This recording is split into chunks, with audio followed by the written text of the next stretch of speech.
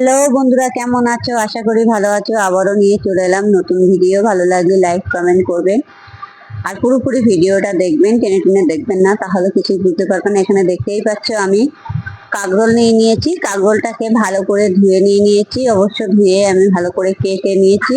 অবশ্য কাঁকরোলটা কাটতে একটু টাইম লাগে, দানা থাকে তো, সেই কারণে কাঁকরোল খাওয়া ভীষণ উপকারী। আর এত সুস্বাদু কাঁকরোলটা ভাজলে পরে মানে বাইরের তরকারি আর কিনে খেতে হবে না, যেটুকু বলতে পারি। কিন্তু ঘরে বসে রেসিপিটা করে খাওয়াটাই অনেক বেটার। আর এমনি আমি তো কড়াই বসিয়ে দিয়েছি। কড়াইটা বসিয়ে দিয়েছি, কড়াইটা ভালো করে গরম করে নেবো। আমি একটু তেল দিয়ে দিয়েছি, যাতে বেশি না হয়ে যায় তেলটা, যাতে আবার কমও না হয়ে যায়, সেরকম বুঝে দিতে হবে তেল। এখন আমি একটু হালকা কালো জিরে ফোড়ন দিয়ে দিলাম। কালো জিরে ফোড়ন দিয়েছি। এবার আমি যে কাঁকরোলটা কেটে রেখেছিলাম, এই যে দেখতেই পাচ্ছ, আমি ভালো করে ছোট ছোট করে কেটে নিয়েছি। অবশ্য দানা আছে, দানাগুলো ধোয়ার সময় একটু বেছে নিতে হবে, তাহলে এগুলো ভাজার সময় আর গালে পড়বে না। ভাত খাওয়ার সময় তখন দানাগুলো গালে পড়বে না। অনেকটা ধোয়ার সময় দেখবে দানাগুলো বেরিয়ে যাবে, সেগুলো দানাগুলো একটু বেছে ফেলে দেবে, আর বাকি যেটা থাকা সেটা থাকবে, অসুবিধা হবে না। যাই হোক, এটাকে আমি এখন ভালো করে লাল লাল করে ভেজে নেব। এখন লবণ আর হলুদটা আমি দিয়ে দেবো, যেটুকু লবণ হলুদ দিতে হবে। আর লবণটা একটু বুঝে দেবে যাতে পুড়ে না যায়, সেটুকু একটু খেয়াল রাখতে হবে। লবণটা একটু বুঝে দেবে, সেটুকু খেয়াল রাখতে হবে। এটাকে ভালো করে নাড়াচাড়া দিতে হবে অলরেডি, আর যাতে কড়ার তলায় ঠিক না লেগে যায়। জালটা প্রয়োজন হয় একটু কমিয়ে দেবে, জল দেওয়ার কোনো দরকার নেই। আর কাঁকরোল খাওয়া দেখবে এমনি ভীষণ উপকারী। এটা একটা সবজি তো, কিন্তু সপ্তাহে যদি একবার খেতে পারো তাও ভীষণ উপকার দেয়। কাঁকরোল অনেক সময় রক্ত পরিষ্কার রাখে।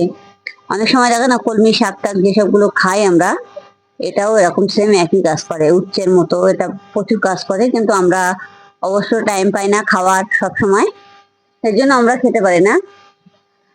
খেতে পারি না বলা ভুল, খাই ঠিকই, কিন্তু একটা ভাজা পোড়ার টাইম তো আসে না আমাদের। কোনো রকম একটা মাছের ঝোল ডাল হলে হয়ে যায়, সেটা করলে হবে না। যাই হোক, কাঁকরোলটাকে ভালো করে কেটে নিয়ে, আমি আবারও বলছি, ভালো করে কেটে নেবে, নিয়ে ভালো করে মশে মশে ধুয়ে নেবে। দেখবে যাতে ভেঙে না যায়, ধুয়ে নেবে। ধোয়ার সময় দেখবে এমনি দানাগুলো সারিয়ে দানাগুলো পড়ে যাবে, সেই দানাগুলো ফেলে দেবে। ফেলে দিয়ে আর কাঁকরোলটাকে ভালো করে জল ঝরিয়ে নেবে, নিয়ে তারপরে এটাকে বসিয়ে দেবে। ভালো করে অলরেডি কড়াইটা গরম করে নিয়ে তেল দিয়ে দেবে। আপনারা যেটুকু তেল খাবেন, যদি ভটভটা তেল দেবেন না, অতটা ভটভটা তেল দিলে অবশ্য কাঁকরোল সব জিনিসটা ভাজা যায় না। তেলটা একটু নিয়ম মতো দেবে, আর প্রয়োজন হয় হালকা জাল করে একটু ঢেকে দেবে। দেখবে এমনি কাঁকরোল ভাজা হয়ে যাবে। আমি অবশ্য ঢাকিনি, খুলে রেখেছি। জালটা যেটি বাড়িয়ে দিয়েছি, তার জন্য ঘন ঘন নাড়তে হচ্ছে। অলরেডি দেখতেই পাচ্ছ কাঁকরোলটা পুরো ভাজা ভাজা হয়ে গেছে অনেকটা। আর এভাবে জাল কমিয়ে দিতে হবে, একটু বাড়িয়ে দিতে হবে, দিলে পরে কাঁকরোলটা পুরো ভাজা হয়ে যাবে। আমি হালকা একটু লবণ আর হলুদ দিয়ে দিয়েছি, আর লঙ্কা দিয়েছি সির্ফ 1 পিস। বেশি লঙ্কা দেওয়া যাবে না, অবশ্য ভাজা পড়ায় বেশি লঙ্কা দিলে খাওয়া যায় না। এমনিতে ভাজা, তার মধ্যে যদি বেশি লঙ্কা দেওয়া যায় তাহলে কিন্তু খাওয়া যায় না। 1 পিস সেরকম লঙ্কা দিয়েছি। আপনারা যদি মনে করবেন যে লঙ্কা খাবেন, সেটা দিতে পারবেন, কোনো অসুবিধা নেই। আর এটা চিনি দেওয়ার কোনো প্রশ্নই আসে না।